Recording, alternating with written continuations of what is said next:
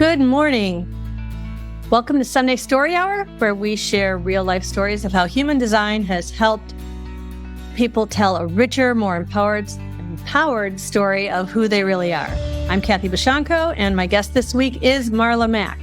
Marla is a 1-3 emotional manifesting generator, sometimes known as a Manny-Gen, or in quantum human design, a time bender. I don't know if we've talked about that with my other manifesting generators. So a good thing to throw out there because I love that term. Anyway, I've mostly met Marla, I think, through various human design groups. She is actually running a couple of them, but she's going to tell us her story of how she found human design and whatever else you want to tell. And are you ready to share a little bit today, Marla? I am ready to go. Thank you, Kathy, for the invitation. Super happy to be here. Great. So if you want to just dive right in and let us know what you consider to be your human design story of how you found it and what it's meant to you a little bit. Oh, yes. I'd like to actually say that human design found me. And I almost feel like the universe was waiting in the wings for a long time until I stopped to breathe long enough for it to go, here it is. So in a nutshell, I was thinking back and I'm like, this is at least like my fourth business. So interestingly, when I was working in corporate, I did the get good grades, get a good job, go back to school, get good grades again, get another job, climb the corporate ladder. And I did that journey for a while and I found myself to be very ambitious and go. And so I went to university, I did a postgrad, and then I went back and I did my MBA when I was about 35. And during this time, I was climbing the corporate ladder and I'm very logically minded and that's just part of my design. And so, you just go after things and do things, right? That was kind of the mantra, and some things worked and I found a lot of things didn't. And I got to a point where I could distinctly feel this. There were two things that I felt consistently in corporate. One is I didn't feel that this was my thing. I felt like I was meant to do deeper work. I just wasn't quite sure what that was. And that feeling was almost like an ache or this emptiness in my soul. And every day I went to work in this office, I was and wearing a suit. And I'm like, no, I feel like I'm meant to be doing something else and something much more valuable to humanity. And then I got to a point where climbing the corporate ladder wasn't satisfying anymore or wasn't distracting enough, I guess, when I look back on it. And I felt like my rocket ran out of fuel, and then I just started coasting and drifting. And I knew that long term, that wasn't going to cut it. It just wasn't going to be sustainable in business. And I think looking back, I had actually burned myself out. And I couldn't pretend anymore that this was a path that I was okay with. So I had been yearning to run my own business. I've always been super passionate about entrepreneurship. And I had trained as a money coach and I was going to step out as a money coach. So I left my 6-figure, corporate job, left that behind.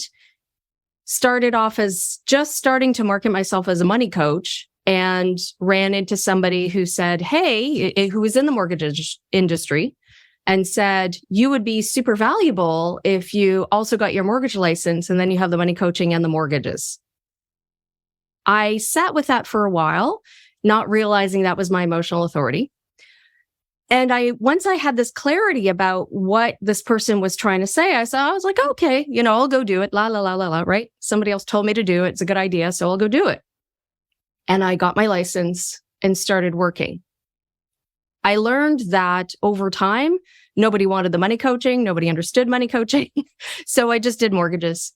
And mortgages, I found you have so many hats as a solo mortgage agent.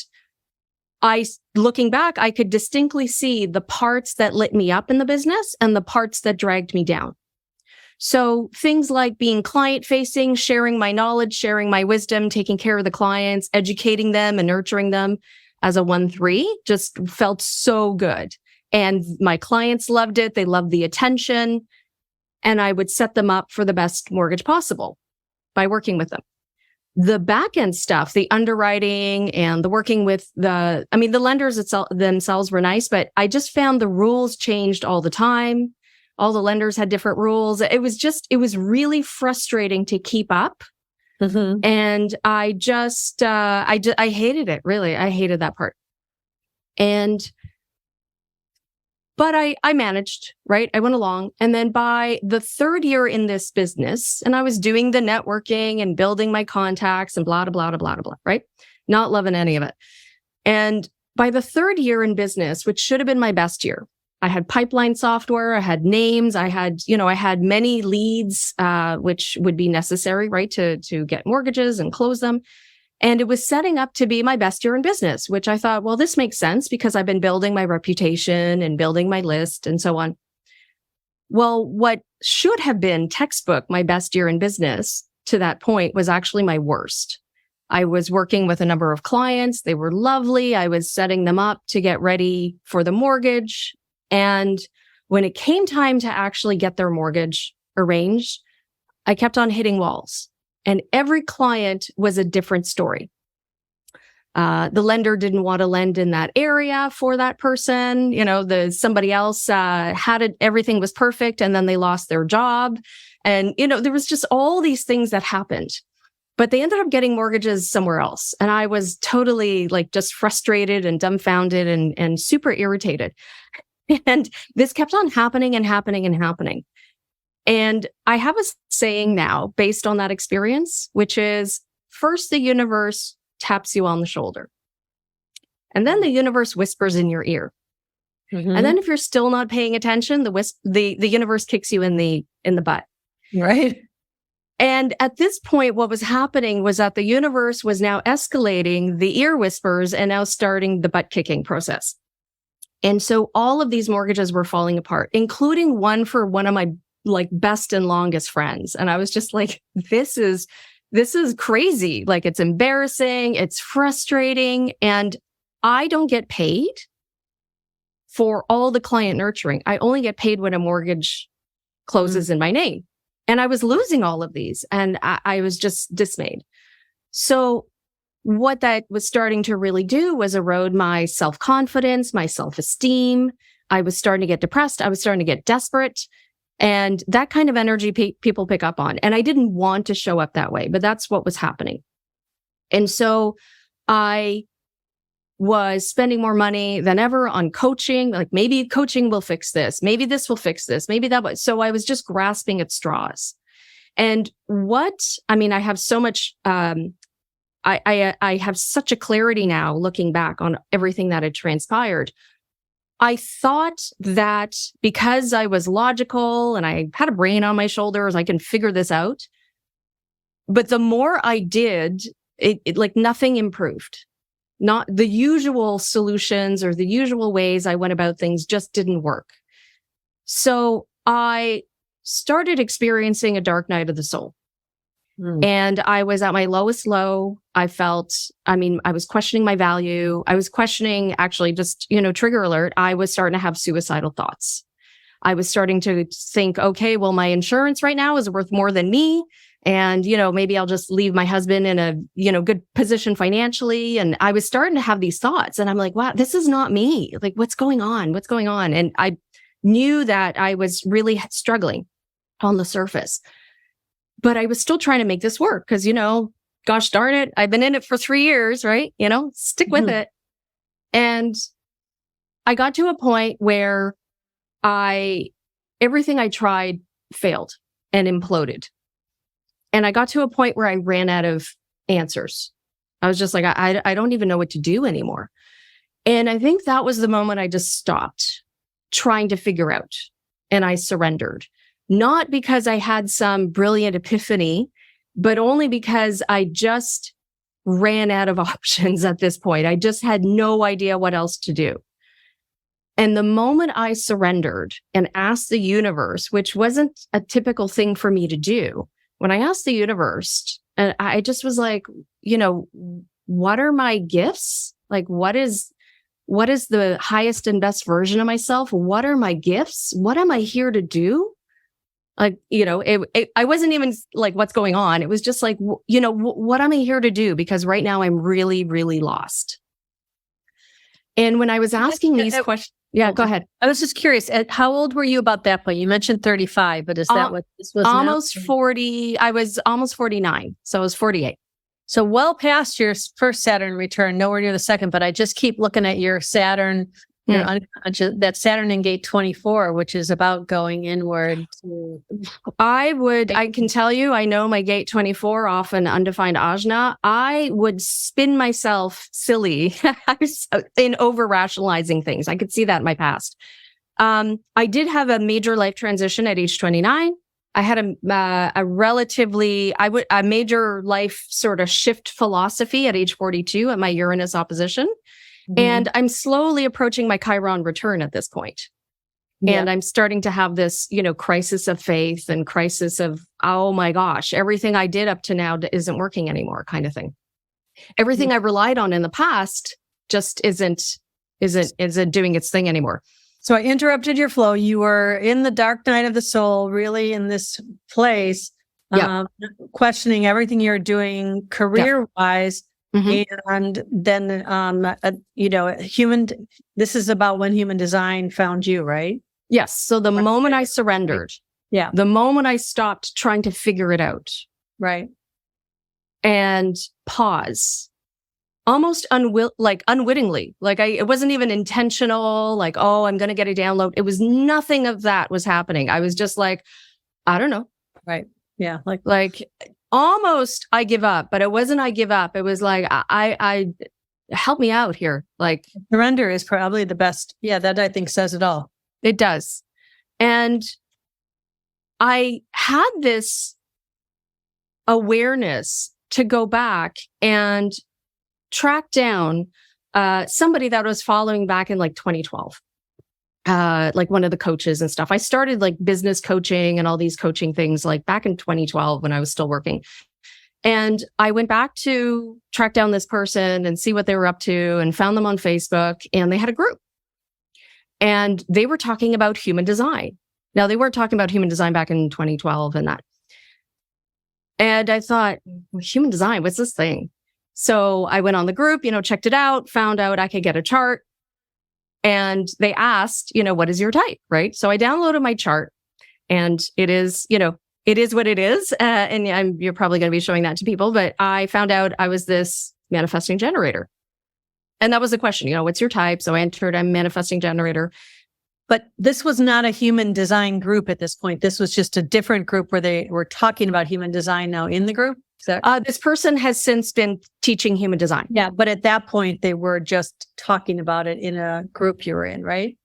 They were running a group, and they were now using human design as like their main tool. So but this person in 2012 was talking about other stuff. That's why I was okay. That's what I meant. I think it was someone you had not sought out right. Okay, right. So I had never heard of human design, or at least I wasn't aware of hearing about human design up until this point, up until I found this person again and found them on Facebook and jumped into their Facebook group.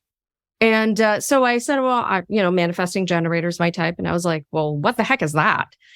And I had such a confusion. And there were no immediate next steps.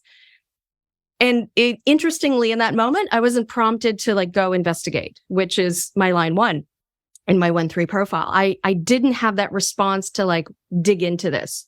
I was more confused, and I was like, what the heck is this crazy squiggly lines and stuff? If you don't have a path set in front of you to how to figure it out, right? Yes. And I didn't even have an explanation as to what it was or what it could offer. And that's, I think, where the block was, because I felt like the door wasn't open. Yeah. But I had this chart thing. I downloaded it. I was like, well, whatever.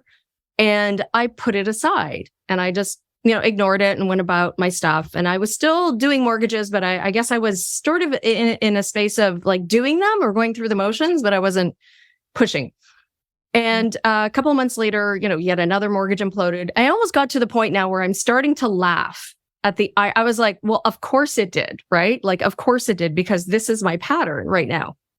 And so when I first got my chart, it was May, around May 2019. And then luckily for me, very blessed, I only had it aside for a few months before human design showed up again in my life. And of all people, my mortgage mentor started talking about human design. And I said, oh, yeah, I've heard of that. I got my chart. I said, what are you? And she said she was X type. I think she was a manifesting generator too. And I said, oh, yeah, I'm a manifesting generator. And I thought, I should look into this thing, whatever this is. And so this last mortgage imploded. And it was I remember distinctly this. It was like Friday. It was around lunchtime. And I thought, well, I'm just going to look into this human design thing. I started at Friday lunchtime, and this would have been around maybe June.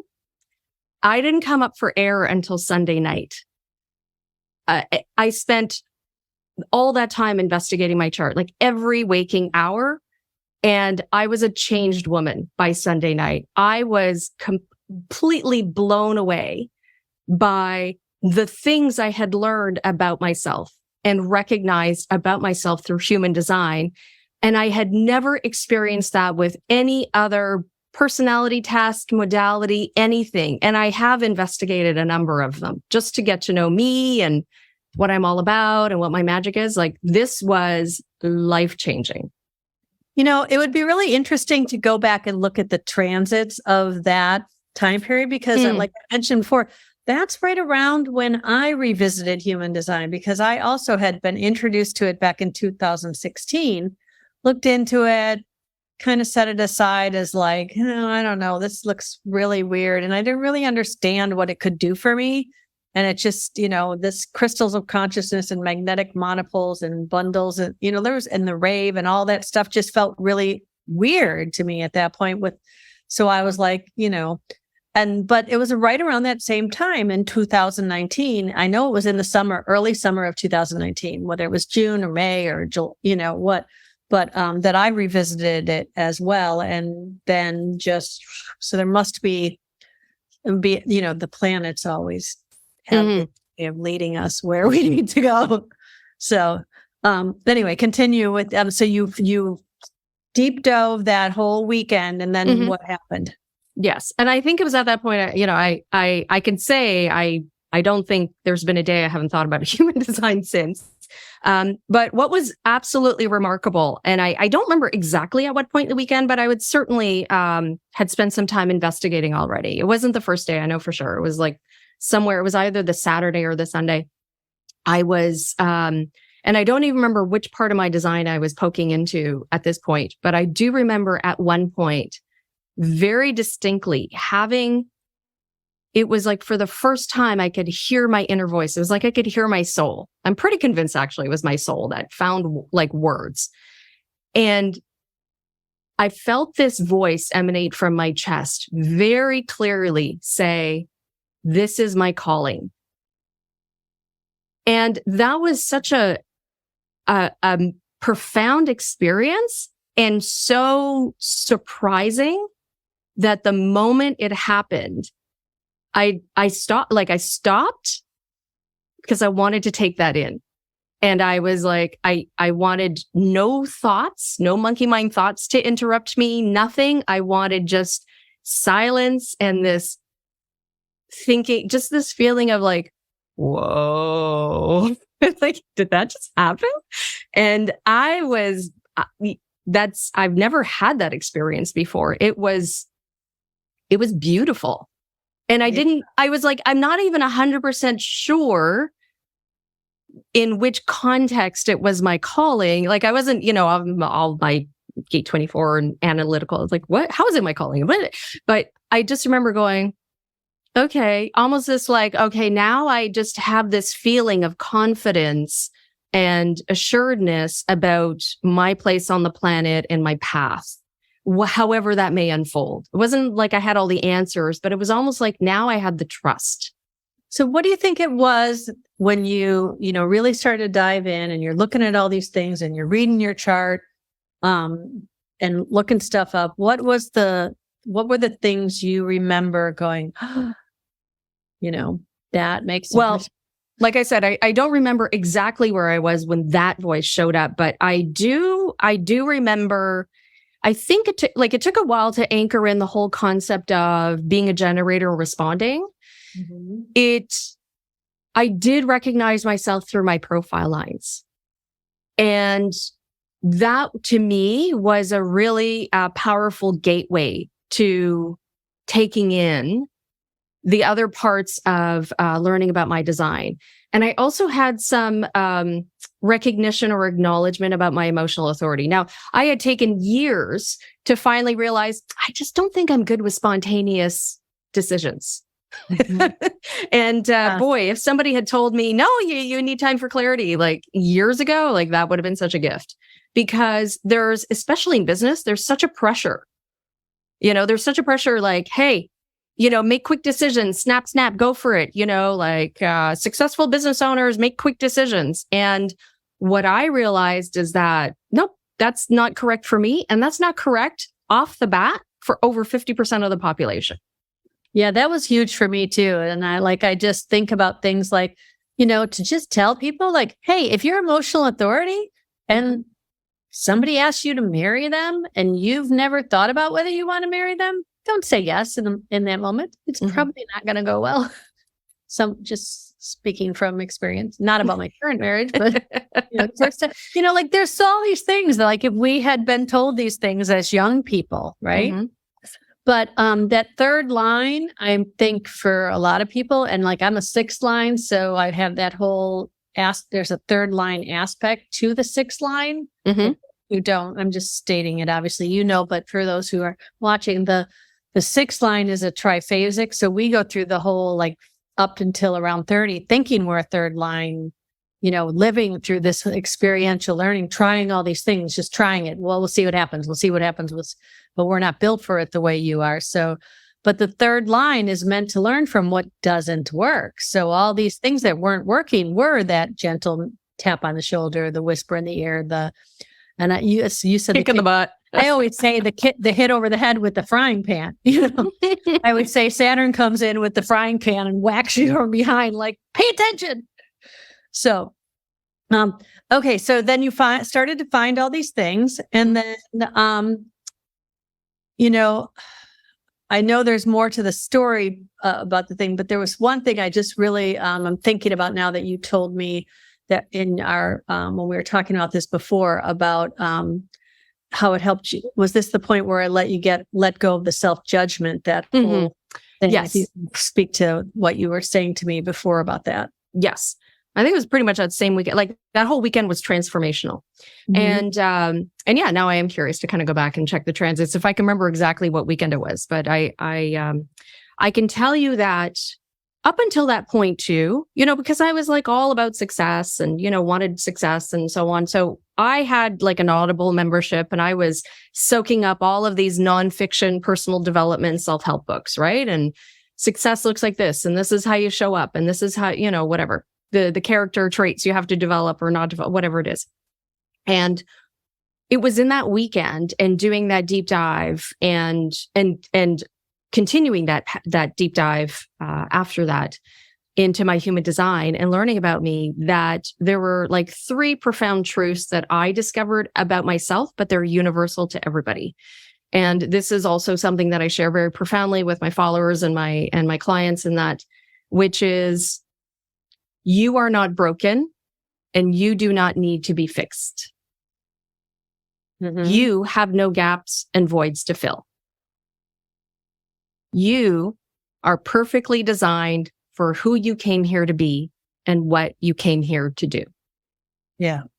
Those were the 3 like profound truths that I discovered.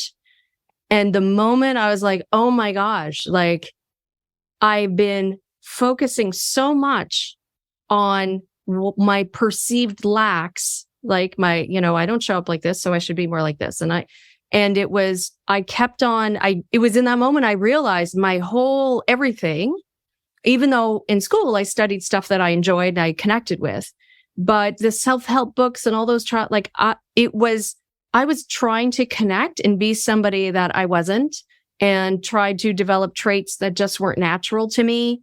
And ignore and not celebrate the traits and the talents that were natural to me. So I was really focused more on my weaknesses and all the things I lacked and all the things I had to work on. That was kind of my focus because I thought that's what I needed for success. And the moment I realized I have no voids or gaps to fill, I could let go of that dependence on all of that self-help stuff. I still occasionally read stuff, but I do it from a very different perspective. I do it because I want to learn, right? And this does excite me. Yeah. But it was just mind blowing to be like, I'm approaching all of this the wrong way. I really should be doubling down on my strengths and my talents and what makes me joyful and what lights me up. That's what's going to take me to where I want to go.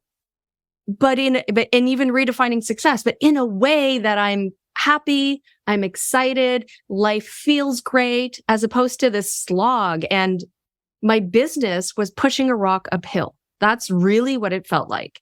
You were Sisyphus. Yeah. It felt, I was like, oh my gosh, I'm beating my head against a wall. Like that's what was happening in my mortgage business.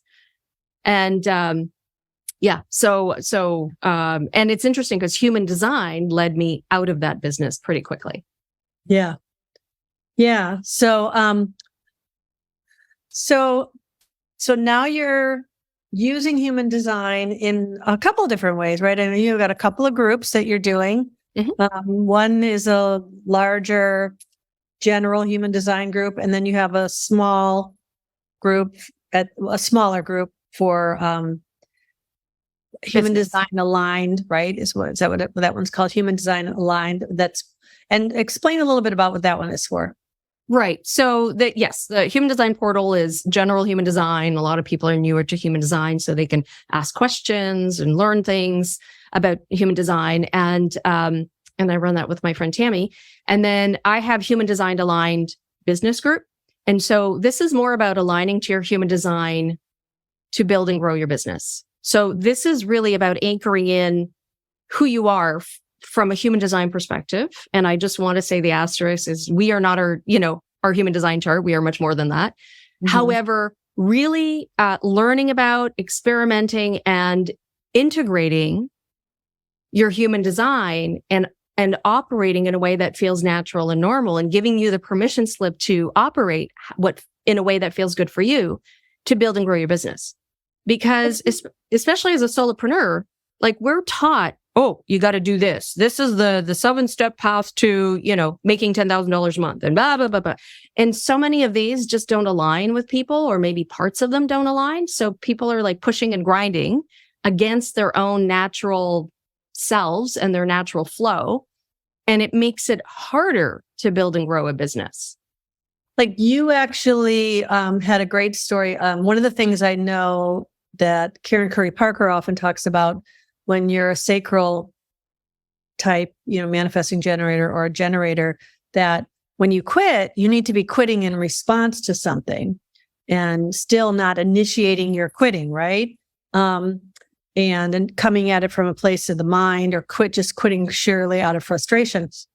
And you had a really great story of how you chose to get out of the mortgage business response to something. And I'm wondering if this might be a good time to share that, because you're talking about how that your human design helped you make that shift, right? Absolutely. And I'm happy to share it too, because I think one of the things that especially generators types have difficulty anchoring in is the fact they have a sacral and sacral response, and the ones with emotional authority.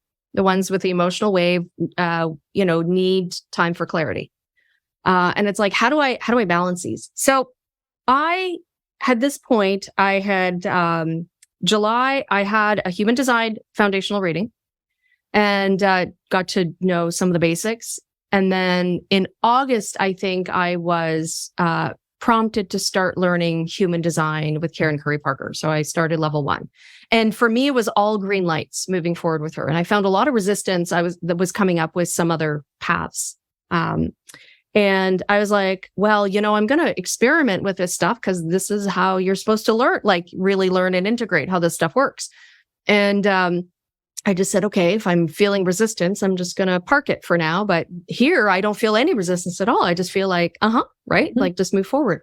So I think at this point, I was starting level 1 with her in human design training. I just felt like when it was this is my calling. I'm like, yeah, this is like, I'm studying this, even though I didn't in the moment have a goal with it, like a business goal with it. I just felt like I really had to, like, I just had to know more. I wanted to know more. And the training was like the best, like this to me was like my shortcut right into it, right? Deep dive, line 1. And so what I had done at this point is I put a pause on my mortgage business. Well, particularly mortgage prospecting and finding clients. Like I just thought if anybody comes to me, fine. But like, I'm taking the foot off the gas here because I felt like I was driving straight off a cliff. And I thought, okay, well, looking at my mortgage business though, I'm starting to recognize some of the parts where I really need help and support, which I wasn't particularly allowing at that moment. And I thought, okay, at this point, I have 2 options. One is I can leverage my mortgage mentor more and rely on her to guide because she has more experience. She'll have answers where I may not. Or move to another brokerage that has a department that can help plug some of the holes I had identified. And it wasn't perfect, but it was maybe better, right? So pros and cons. And I hadn't really talked to my mortgage mentor yet, but I just was kind of sitting with this. And I interviewed with the other brokerage and they said, oh, and we'd love to have you and blah, blah, blah. And I said, okay, well, that's great. But, and this was the perfect decision to test this emotional authority concept, waiting for clarity. This was a significant enough decision because it was going to impact what I call the big 5. Like it was going to be, if it's a decision that's going to impact your time, your energy, your money, a location-based decision or some sort of upheaval, or a relationship-based decision. So that's what I call the big 5 for any authority-based decision. And it was going to impact my time, my energy, and most likely my money, right? That was kind of the goal. And technically, it was a location decision as well. And technically, it was it hit all 5. Right. And so I thought, okay, well, this is perfect because there is no specific timeline to make this decision in. It's my call. And I thought, I'm going to try this emotional authority thingy. So this was what I was faced with. A, stay with my mentor. B, move to this other mortgage brokerage. And about once a week, I was getting a call from the other brokerage, like, hey, checking in. And I said, thank you very much. I really appreciate it. I'm waiting until I get clarity. When I do, you will be the first to know. But I'm not clear yet. So I just want to give it some time to see what happens. And I was clocking this thing. I was like, I don't know when I'm going to get clarity. And this was such a test because it also made me realize how much we resort to pro and con, deciding with our mind, using our logic. We're trained to do that. We're totally trained to do. I spend my whole life doing that. Make the list. And, if you're still uneasy after making the list, like that was, big sign it. And the external pressure, like I'm open root, right? And I'm undefined spleen and open head. Like I am pressure sandwich. I was like, mama. And I was just like, thank you very much. No, there's nothing you can say to convince me one way or another. I'm just waiting for time for clarity. And 3.5 weeks went by. And one day, probably middle of the day. I don't think it was when I woke up, but somewhere in the middle of the day, it was like, oh my gosh, I know what this clarity thing feels like now. And it was like, pew, right? And the moment it hit and the moment I had that realization, it was almost like now I see, I cannot unsee. I can't pretend I don't know the answer anymore. Like I know the answer down to my cells. And that was such an epiphany and an experience because the decision wasn't A, my mentor, or B, the other brokerage. The decision was C, shut down my mortgage business, get out of Dodge, you're done. This is not for you. Wow. And it wasn't even on my radar as an option, even with my entire experience with all those mortgages imploding and everything. Yeah. And the moment it hit me, I was like, oh my gosh, this is the truth. No, and I couldn't see it in my space. And I was like, I'm sold. I'm sold on this human design stuff. Like, sign me up. Yeah. Right. So that's awesome. So what did you, so that was back in 2019 still, right? That you got out of that. And then you started, I know, September 2019 is when that decision hit. So like, I think I started in August and it hit in September. By second week of October, I had resigned. I had given up my mortgage license. I handed all my files over to my mentor. I wished her well. She wished me well. We have a great relationship. And Bob's your uncle. I was done. And I was like, at this point, immediately, I don't remember if at this point I had moved to level 2 or I was going to be moving to level 2 in human design. But yeah, you couldn't stop me at this point. I was just like, I can't get enough of this stuff. So I'm curious what your husband thought when you were. Oh, he thinks it's kind of weird, wishy-washy pseudoscience stuff. It doesn't get backed up by the hard sciences. MBA kind of, business path. This is the woman he married, was this very logical. Now he's married to a human like my husband. But I've always been a little bit different. I was in fashion and retail and very fluffy. Although I've always had a good business head at the same time. I think he never thought of me as quite as serious. You had a very serious job, right? Yes, but I'm also still me. Like, I'm still a very grounded, practical person. I mean, I definitely knew there was more out there and all that. I totally got that, but I just wasn't really into and subscribed to it. I just laughing. I was like, if you told me, like at this point, 15 years ago, if I was in corporate, like climbing the corporate ladder and becoming a marketing director and with a team of 7, you told me you're going to do something in business related to astrology in like 10, 50, in 2020, 2021 and beyond, I'd be like, okay, really? That just didn't compute. I was kind of mildly curious, but I was never like, like I was never really bought into it because it wasn't just part of my world. Very few people in my world like follow that stuff. So he thinks it's a little like, you do your thing, honey. If you're happy over there, that's fine. But I can tell you, with human design, not only did I get to understand myself better and take a lot of pressure off myself for not showing up a certain way or not showing up another way, I also got to understand him better and I respect him even more because we're not 100% sure of his birth time, but I have an approximate and I think I've got his centers nailed and I think I've got his profile nailed.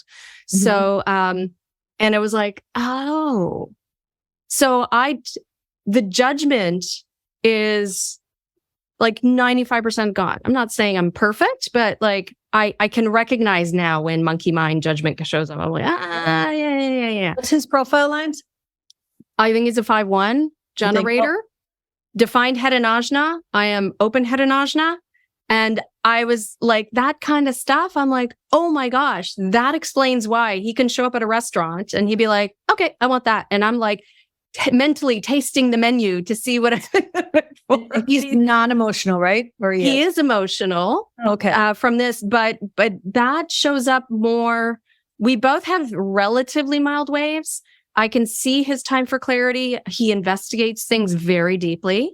And, but also I can see when he gets frustrated and when he, hits stuff. And I've also learned, even though I'm defined emotionally, when you're close to people, sometimes you take on their emotions personally, like, and what they're feeling personally, even if I'm not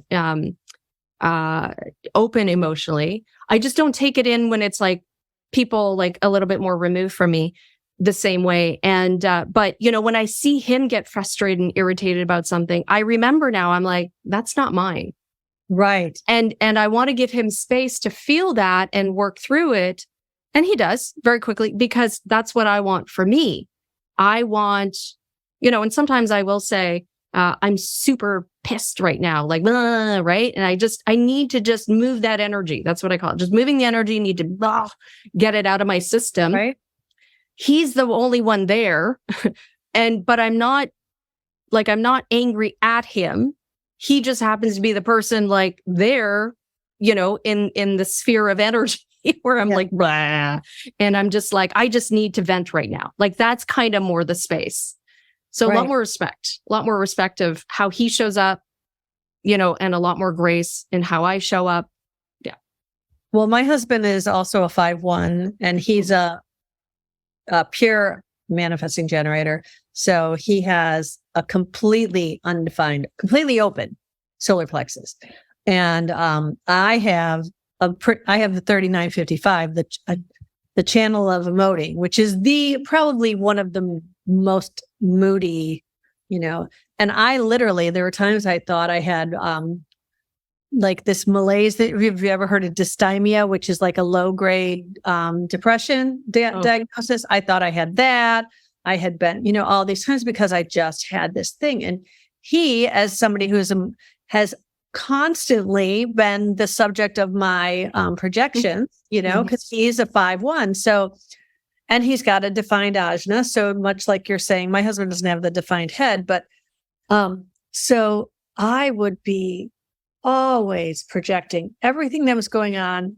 Like he would say, it's always his fault. And the poor guy, like, I don't know how he's put up with it for so long because it's true. And then also the other part is, I don't know if you found this with your open head and ajna and his defined, is this all of a sudden when you started to realize this and you're like, oh, wait, all this stuff I thought were my ideas and thoughts and wishes and wants and plans and goals are really his, that I've just like always assumed to be mine because I never sat to let it, pass through me. I've just kind of taken them in. And so that was a huge thing for me to come to terms with in all of this. And I wonder, did you have any kind of that sort of stuff for you? Maybe not as much his stuff, but I can tell you that like I said, I gave myself much more grace when I realized he's defined ajna, and he would get irritated when we're at a restaurant and he would say, I'm going to have the blah, blah, blah. And I'd be like, are you sure? It was just a reflex. And he was like, of course I'm sure. Like, why are you asking me that? Like what? And I've learned to like stop asking it because I recognize like, I don't know. It's just, I think maybe I just picked that up from my mom. Right. But of course, my independent ajna is that, are you sure? Like, and if you think about it, that's even like a generator question, right? And projecting your uncertainty onto him. And Yep, totally. Yeah, as a 5/1. And I can see how he comes up. He has solutions. And he's very good also mechanically and that kind of thing. And he'll have solutions. Of course, my 3 is like, maybe, but I still want to test it out. Like I still want to experiment with a couple of options because I have a couple of options in mind. And he's like, well, why? Like, because this will solve the problem. Like he's like, he doesn't want to waste his time with testing. He's like, this is how you solve the problem. And it makes me kind of laugh sometimes how we're just, playing off each other like that. And then ultimately, if I do my test, I quickly see, yeah, that doesn't work. I'm like, yeah, you're right. But it's funny because together, so he has a defined spleen, and I absolutely subscribe to the whole as an undefined spleen, being in the presence of a defined spleen feels good. Mm-hmm. Even if we're doing our own thing. Yeah. So that's big. And then I'm open root, he's undefined root. And even when we're together, we're 8 and 1, essentially, defined centers and the root. So I'm quietly thankful that he doesn't exert any, I'm not amplifying his pressure because my adrenals are very sensitive, like really sensitive. I'm even, that's like a constant conversation with my naturopath. But I've learned that's an area of wisdom for me. Like I have really learned a lot about my undefined root. I found letting go of the head and ajna thing when I realized I have 1,000 ideas and 99.999% of them are not mine and not for me. I was like, oh, okay. Poof. Right? It was so easy to let go of that, which is remarkable because it was so dominating in my life. Right? I thought I had to turn all this stuff over and be certain of things. And I'm not designed at all to do that. I'm designed to see things from 1,000 different angles and turn things over and not be certain. And I'm like, okay, that's fine. But it's hilarious. Yeah, it's hilarious to watch the design play. That you guys have open together? Is it the Root, you said? The Root. So although I get to a point, I don't love leaving things to the last minute because that overhypes my adrenals. I see it though when we pack for vacation. I am like, I gotta pack. And then finally I get my button gear because I want to relieve the pressure, right? But I'll do it giving myself enough time because with this emotional clarity, I'll remember stuff like tomorrow or the next day, like to pack, right? Oh yeah, that's right. I got to pack this too. He packs like when there's like an hour and a half before we leave for the airport. He is so less. And it stresses me out a bit, but I'm like, I trust him. He knows what he's doing. I just let him be. I wonder if that's the defined spleen. He doesn't have the fears that you have. So I just want to back up for people who don't know what we're talking about. When you do a connection chart with two people together, when you say 8 and 1, that means 8. My dog is here wanting a little. All good. Yes. She's like, hi, Biscuit. So if you have 8 centers defined and 1 open, then the idea is that is the theme you're here to explore in your relationship. So the root center is, as we were saying about this pressure to do. So it's interesting how you are experiencing that pressure differently and how you can learn from each other's experience of that pressure in a nice way. And I'm thinking, he feels already more safe and secure with that defined spleen, and that open spleen, you might be a little bit more worried that you're not going to have what you need to be, that you've got that, double 18 on. Yep. Double Gate correction, double gate 50, the cauldron. Yes. Right. My line 1 helps, doing more research and investigation that supports that process. You have a list, don't you, for packing? Your packing list? Yes, I do, and I should, but I'm also a man-gen who loves to skip steps. I'm like, so I back and forth. I did have a list somewhere, some way. And there are times I'm like, I'm just going to make my life easier. Why would I use this guy? Why would I burn up any cells using this guy when I could just Google it? That's my line 1. Yeah. Google is amazing. For all of this, not just for getting the answer or, but, okay. So it's about 10 minutes before we need to wrap up. We have a few people watching, and so far Nancy, who's going to be on next week with me, said that your charts are very similar, although she's a pure generator, emotional generator, not a manifesting generator, but a lot of similarities in your chart. She's saying, I think you have the same, I know she's got that 59-6 that you have. I remember that for sure. And, okay, so before we get to our, if anybody has any questions, put them in the chat in the Facebook group, and we will answer what we can. And if you're watching this on the replay, go ahead and still put them in there, and I'm sure both of us will be checking back in there on things. But before we get too far gone, I just wanted to comment just some things as you're talking, and I look at your chart and stuff. I just think it's great that, so Marla is the right angle cross of the sleeping phoenix. No, a Sphinx. The Sphinx. I'm sorry. I knew that. A Sphinx. Right angle cross of the Sphinx, which, you don't have the other one.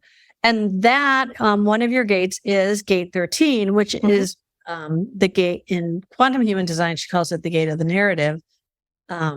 And that was kind of my inspiration for this Sunday Story Hour. Is I have that gate 3 times. I have 13. One is my conscious moon, and then I have the 2 different 13 gates. Doesn't really matter which lines. In Saturn, I think it's 6 and 5. But so to me, that's really what this is all about. And this is what you're here to be, grounded in, telling a better story, investigating what is correct in your story. And then your personality sun is that gate 7, which is all about that democratic leadership. So it really feels like you were called. This is your calling, right? Because that's what we do with human design, is we help people find their story in this great way. And so just since we only have, if there's anything you want to speak to about how all of that has resonated, or any specific gate that you feel really drawn to talk about, I would Yeah. So, I mean, there's a lot, but I use it in business, and this is what I'm talking more about. Like, I really sort of lean on my human design in business. But more importantly, I think the one thing I want to mention is learning about your human design is really, I find is really valuable. And as you lean into it and experiment with it, because that's the key.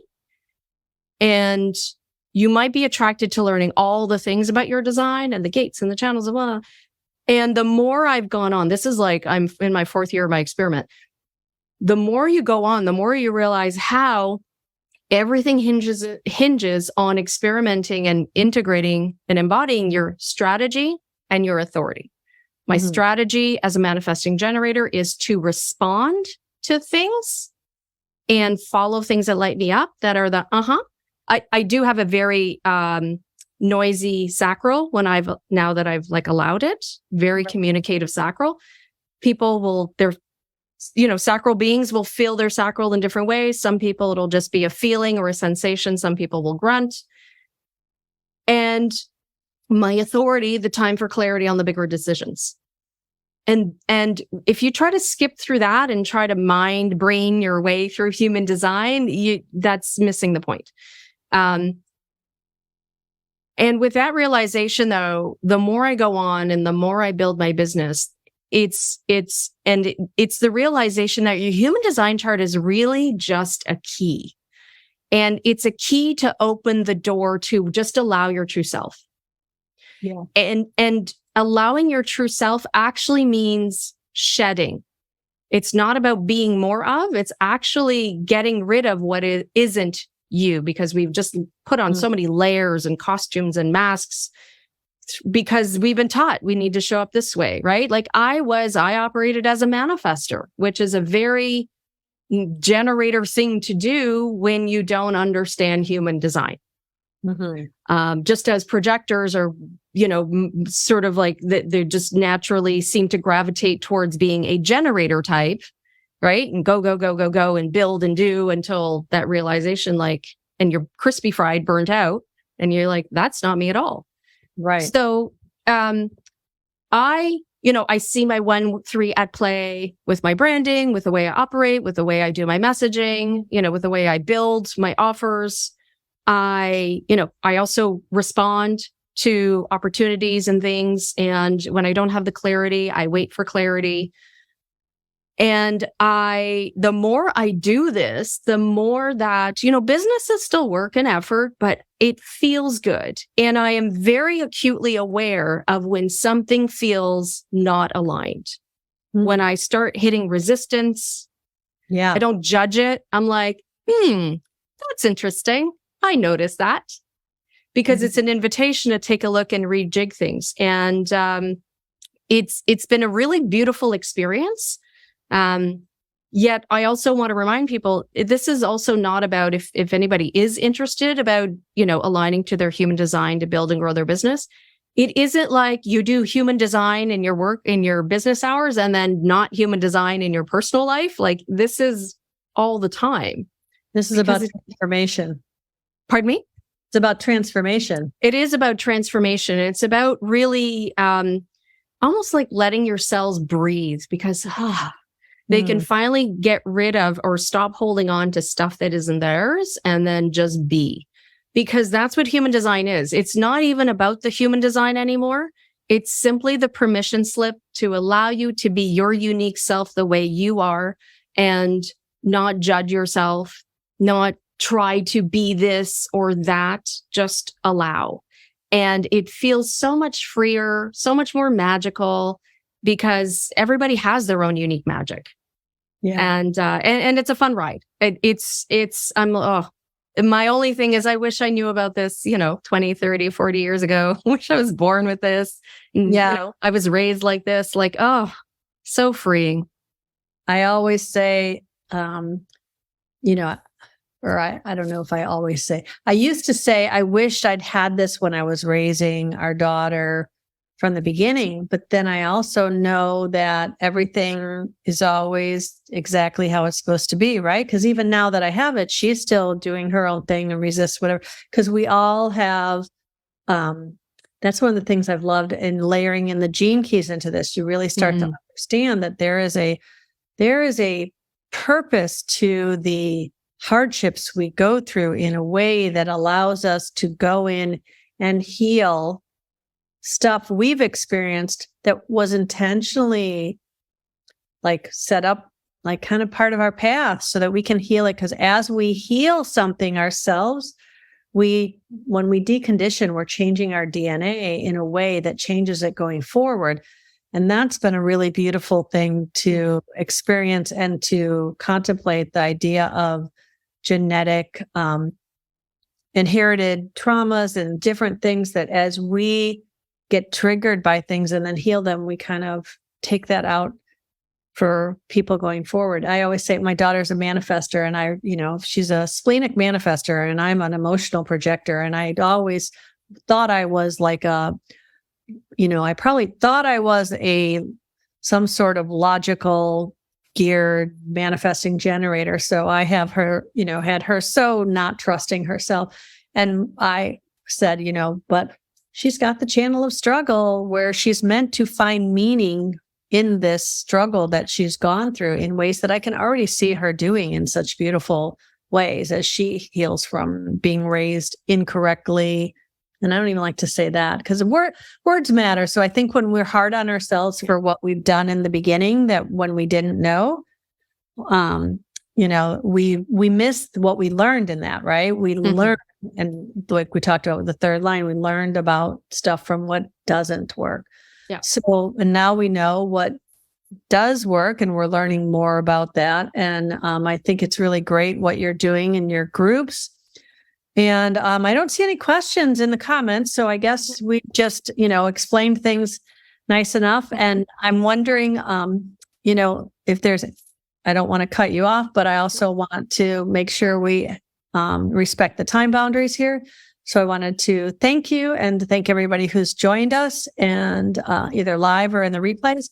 And Marla, if people want to connect with you, I'm sure we'll put your groups in the comments again. But is there anything else you want to add about how people can work with you or? Absolutely. Thank you, Kathy. So my website is yourgenius.net, yourgenius.net, where you can find, I have some resources for people who are new to human design, who want to learn more, and then resources for people who want to move from that foundational piece to the next step of aligning to their human design in business, either as an aspiring entrepreneur or a newer or current entrepreneur. And so I will definitely put those in the chat. And just, to let people know, the whole goal of this with human design is just to relax into who you are. And when you do experiment with it and practice with it, especially strategy and authority, that's where you're going to start seeing the other things like your gates and channels and all that, and your incarnation cross rise to the surface and be. This is not about forcing yourself to be more like that or trying. It's allowing, right? The more you shed, the more you allow, the more all of your beauty and magic rises to the surface. And that's what you're here to share with the world. Right. Okay, great. So thanks again, Marla. Every week we share stories here of how human design has changed somebody's personal narrative, and how you speak about yourself matters. So are you ready to rewrite your personal story? If you would like to work with me, you can DM me, or you can set up a free discovery call at kathybashanko.com. You can even, ask questions in the comments. And if you're watching this later on YouTube, you can, your best bet is to reach out to kathybashanko.com. And the spelling is just my name. But have a great day, and thanks again.